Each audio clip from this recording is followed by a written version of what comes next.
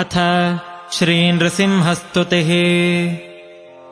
उदयरविसहस्रद्योतितम् रूक्षवीक्षम् प्रलयजलधिनादम् कल्पकृद्वह्निवक्त्रम् सुरपतिरिपुवक्षश्छेदरक्तोक्षिताङ्गम् प्रणतभयहरम् तम् नारसिंहम् नमामि।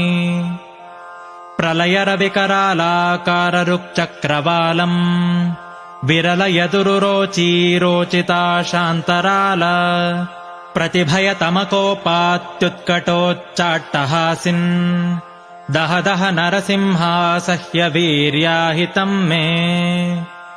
सरसरभसपादापातभाराभिराव प्रचकितचलसप्तद्वन्द्वलोकस्तुतस्त्वम् रिपुरुधिरनिषेकेणेव शोणाङ्घ्रिशालिन् दह दह नरसिंहासह्यवीर्याहितम् मे।